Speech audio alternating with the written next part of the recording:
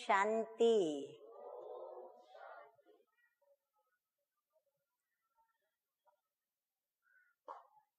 इस जगत के अंदर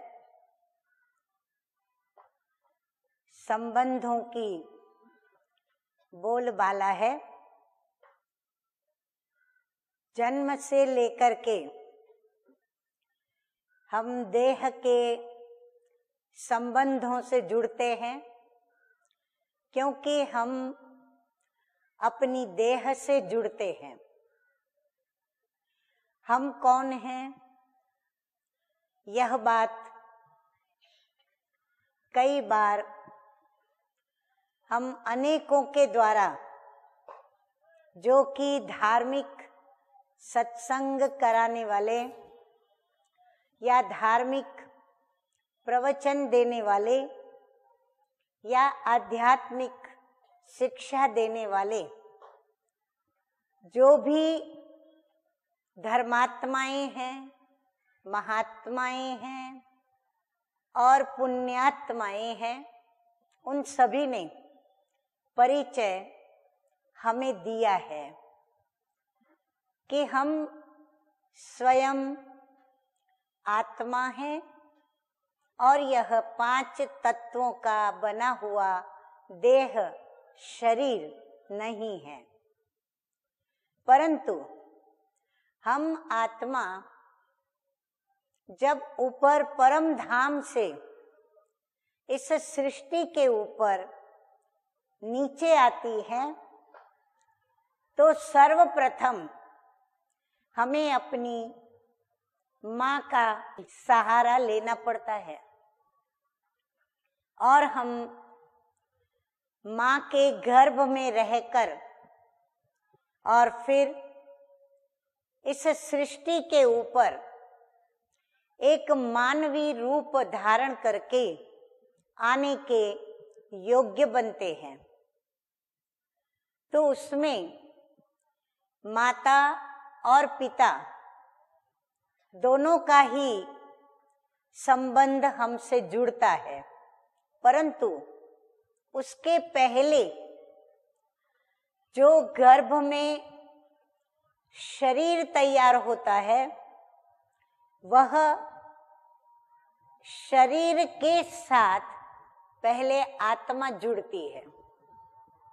तो वहां से हमारे संबंध की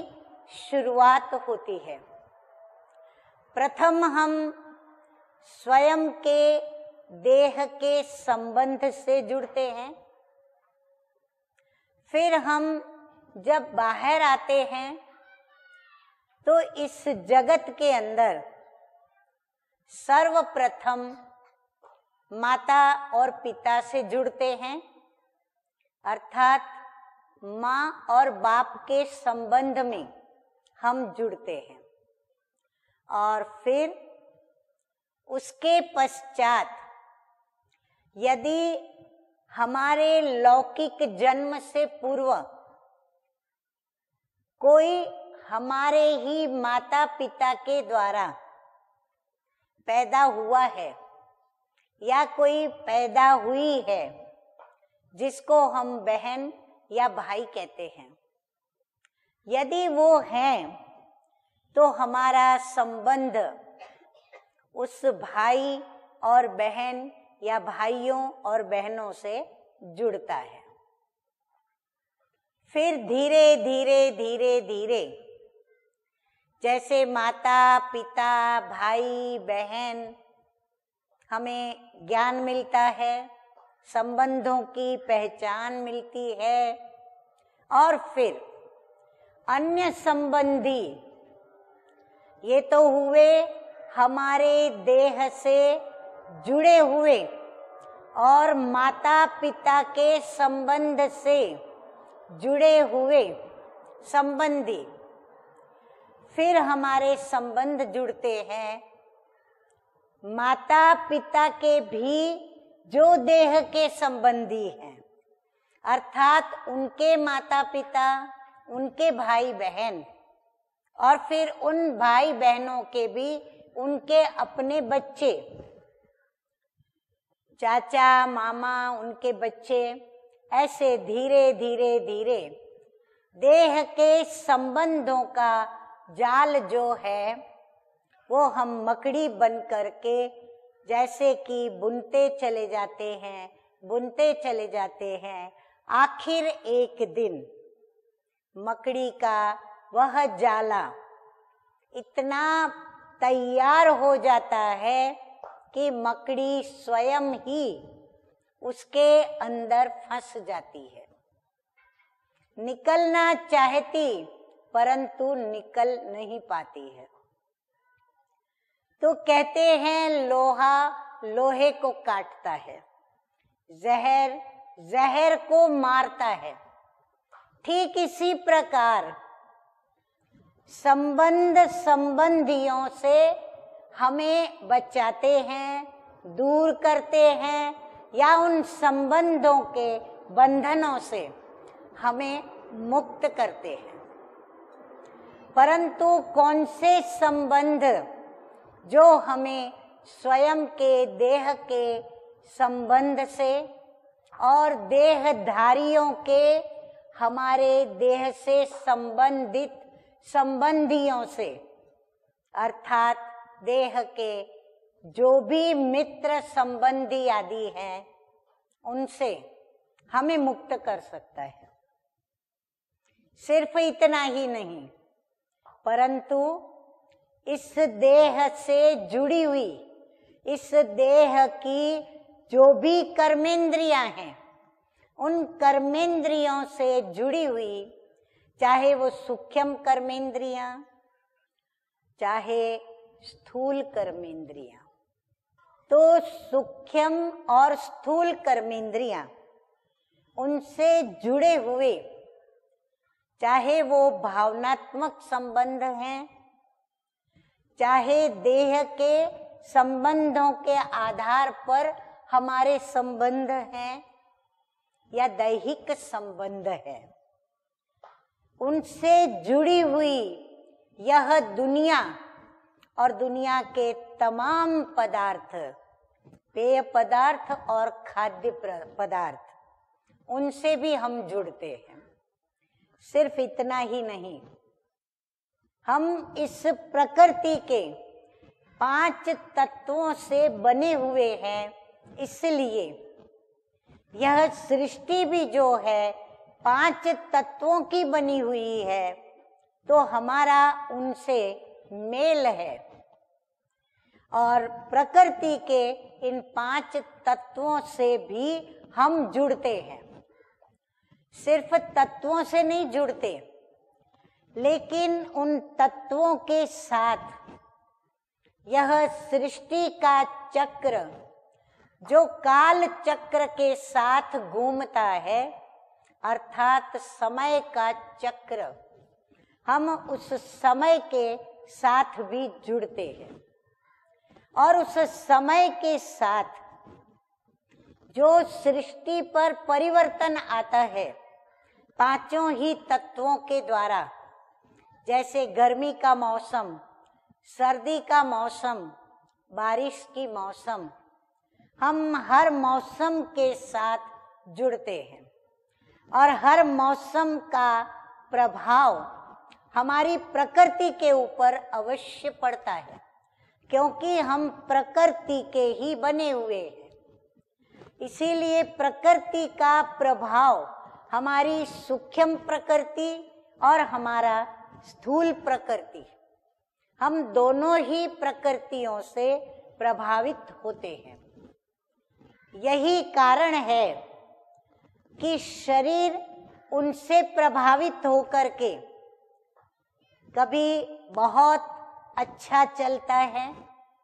अगर उस शरीर को कायदे मुजब, नियम मुजब, संयम के साथ उसे बराबर पालना देते आते हैं, उसकी संभाल करते आते हैं, तो ये तन जो है वो दुरुस्त रहता है। और अगर उसको यम, नियम, संयम और उसकी आवश्यकताओं के साथ उसे नहीं चलाते, तो वह शरीर भी अपने रूप दिखाता है और रूप बदलता है, रंग बदलता है, अर्थात भिन्न भिन्न प्रकार की बीमारियों से वो ग्रस्त होता है। ठीक उसी प्रकार सूक्ष्म कर्मेंद्रियां, जिसमें हमारी शक्तियां, भावनाएं समाई हुई है, हम उन भावनाओं को, उन शक्तियों को स्वभाव के द्वारा, संस्कारों के द्वारा, इस शरीर की कर्मेंद्रियों के द्वारा प्रकट करते हैं। परंतु प्रकट करने के पूर्व यदि हमारे ऊपर, हमारी सूक्ष्म शक्तियों के ऊपर, हमारी सूक्ष्म भावनाओं के ऊपर यदि देह का संबंध और देहधारियों का संबंध और प्रकृति के साथ का मेरा संबंध, ये सभी संबंध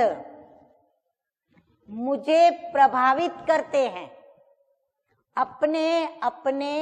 स्वभाव और संस्कारों के कारण, क्योंकि प्रकृति के 5 तत्वों का भी अपना स्वभाव है। जैसे अग्नि हमारे अंदर जलन पैदा करती है, जल है वो शीतलता देता है, इस प्रकार प्रत्येक तत्व का अपना स्वभाव है, जिस स्वभाव से हम प्रभावित होते हैं। प्रभावित इसलिए होते हैं कि मेरा भी अपना इन 5 तत्वों का बना हुआ शरीर है, तो उसके भी अपने स्वभाव और संस्कार हैं। परंतु यदि उनके बीच में संतुलन नहीं आता तो यह प्रकृति अपने रूप और रंग दिखाती है। और सूक्ष्म शक्तियां, भावनाएं, यदि उनको भी यह जो भी तत्वों के द्वारा, कर्मेंद्रियों के द्वारा जो उनका संतुलन टूटता है और वह जो प्रभावित होती है, तो फिर वह सूक्ष्म भावनाएं और सूक्ष्म शक्तियां क्षीण होने लगती हैं, भावनाएं कमजोर होने लगती हैं और आध्यात्मिक रीति से नहीं, लेकिन मानसिक रीति से, बौद्धिक स्तर से आत्मा जो है वह धीरे धीरे बीमार पड़ने लगती है। और उस बीमारी को हम कहते हैं दुख, अशांति, निराशा, उदासी। और जब उसकी मर्यादा को वो लांघती है बीमारियां, तब वो डिप्रेशन में आते हैं। फिर उनकी बीमारियां वो कर्म करने के आधार पर आ जाती हैं जिन कर्मों को उन्हें करना नहीं चाहिए। शक्ति की कमी होने से अवगुणों की प्रवेशता, नेगेटिविटी की प्रवेशता, भावनाओं की कमी होने के कारण आपसी भाईचारे में वैमनस्यता, संबंधियों के साथ संबंध के अनुरूप जो स्नेह करने की मर्यादा है, नियम है, या उस संबंध के सुख की जो लेन देन करनी है, या स्नेह की जो लेन देन करनी होती है, उस लेन देन में संतुलन जब नहीं रहता, तो फिर उन भावनाओं के अंदर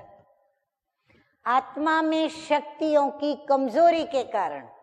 और इन भावनाओं की कमी पड़ने के कारण, संतुलन न रहने के कारण विषय और विकारों की प्रवेशता शुरू होती है, जिसे फिर हम कहते हैं देहभान, देह का अहंकार, लोभ वृत्ति, मोह वृत्ति, या फिर नेगेटिव मनोवृत्ति। ठीक उसी प्रकार अगर संतुलन में है, नियम कायदे मर्यादा में है, तो सद्वृत्ति,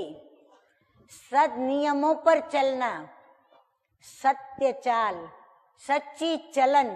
सद्विचार, नैतिकता, पॉजिटिविटी, ये सब उसके अंदर बराबर कायम रहने का पूरा ही यत्न करते रहते हैं। तो देह और देह के संबंध और पुरानी दुनिया अर्थात नेगेटिव सृष्टि, जहां पर हर चीज जड़ या चैतन्य दुखदाई बनती है, चाहे पेय पदार्थ चाहे खाद्य पदार्थ, वह भी समय प्रति समय कभी सुखदाई कभी दुखदाई, हमेश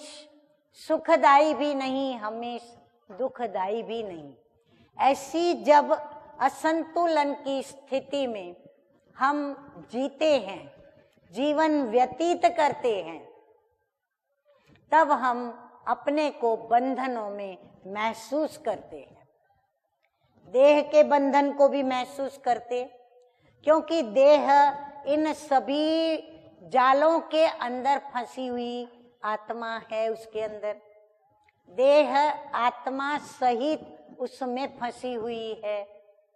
अब वो आत्मा उस देह और देह के संबंधी और देह की बनी हुई ये पूरी जाल दुनिया के बीच से निकलना चाहती है, स्वतंत्र होना चाहती है, मुक्त विहार करना चाहती है। तो कैसे हो? तो जैसे कहा कि जहर को जहर मारता, लोहे को लोहा काटता, ठीक इसी प्रकार यह जो आध्यात्मिक शक्तियां हैं, अर्थात आत्मा जब परम धाम से अपने प्यारे परम प्रिय परम पिता परमात्मा, जिसकी छत्र छाया में रहती हुई आत्माएं जब इस सृष्टि पर नीचे आती हैं, अर्थात 5 तत्वों से ऊपर रहते हैं परम पिता परमात्मा, जिसको अखंड ज्योति महतत्व कहते हैं, जिसे परम धाम कहते हैं, जिसे शांति धाम, निर्वाण धाम, ब्रह्मांड आदि आदि कहते हैं। तो जब आत्मा वहां से नीचे आती है तो इस सृष्टि के अंदर आकर के माँ के गर्भ में प्रवेश करती है। तो यहाँ आने के पश्चात वह धीरे धीरे जो बंधनों में बंधती जाती है, तो यह आत्मा अंदर ही अंदर दुख, अशांति, अपवित्रता और नकारात्मकता में धीरे धीरे अधिक से अधिक बंधती जाती है, और फिर उससे मुक्त होकर जैसे वो अपने परम धाम में पूर्ण रूप से स्वतंत्र है, पूर्ण रूप से वह सुख स्वरूप है, पूर्ण रूप से वो पवित्र शांति आनंद शक्ति स्वरूप है, वो फिर से अपने उस ओरिजिनल, अपने गुणों के, अपनी शक्तियों के अस्तित्व को, स्वरूप को पाना चाहती है, क्योंकि वो स्वयं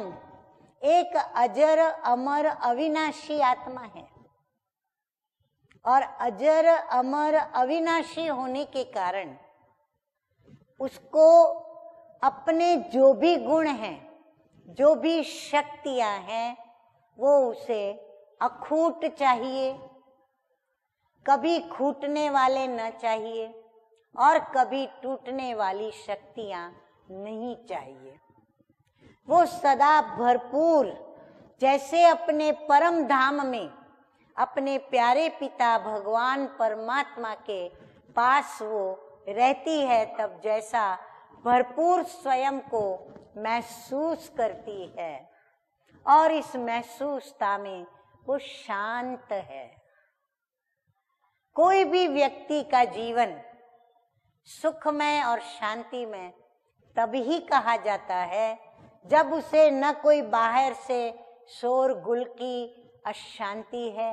न कोई उसके घर में, परिवार में या संबंधियों में रहने वालों में कोई दुख अशांति की अशांति है, और ना ही वो जिस क्षेत्र में कार्य कर रहा है उस क्षेत्र में भी उसे कोई ऐसी अशांति प्राप्त है। तब वो व्यक्ति कहा जाता है कि वह शांतिमय सुखमय जीवन व्यतीत करता है। उसके जीवन जीने की जो भी आवश्यकताएं, देह के संबंधी, देह के पदार्थ, पेय पदार्थ, खाद्य पदार्थ, और जो भी प्रकृति का सुख,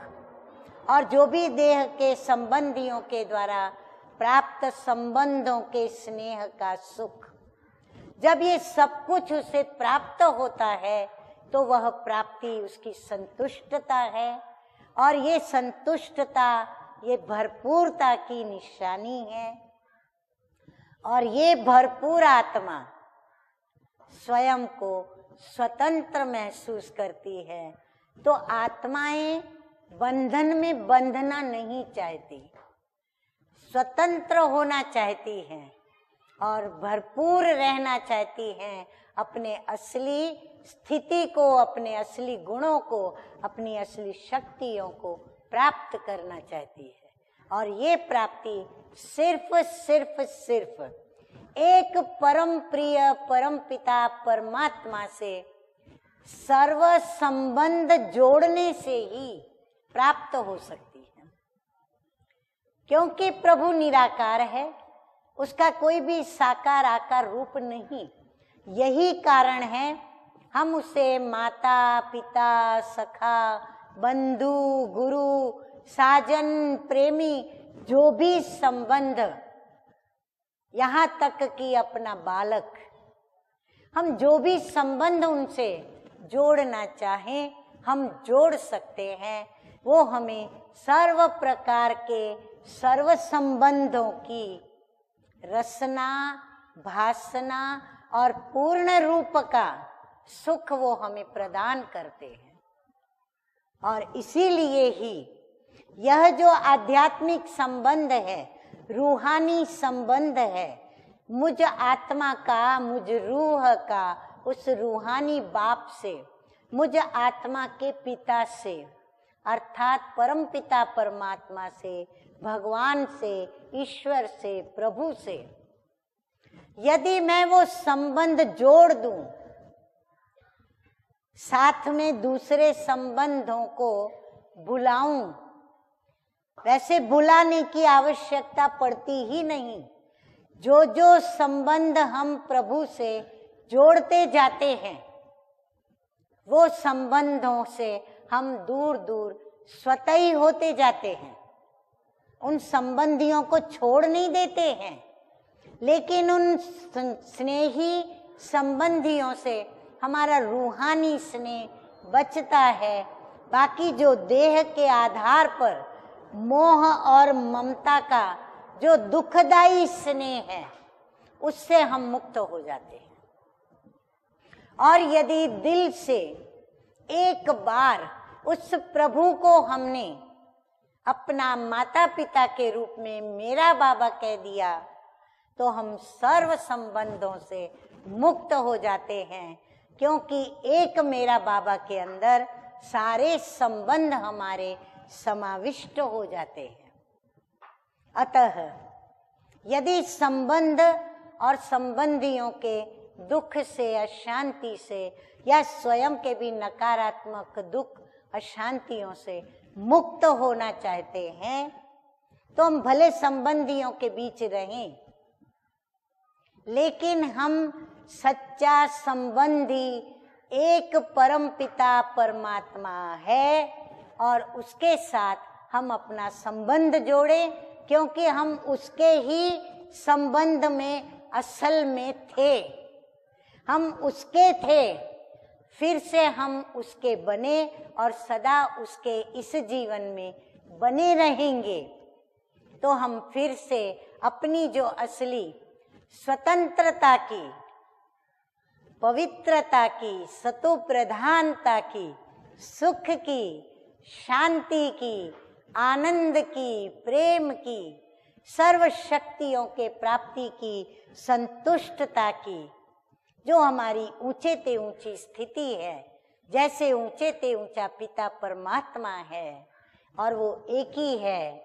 उस एक परमात्मा से, उस एक से सर्व संबंधों को जोड़कर हम इन सभी संबंधों से दूर हो करके और फिर एकाग्र चित्त हो करके प्रभु की याद की लगन में मगन तभी हो सकते हैं।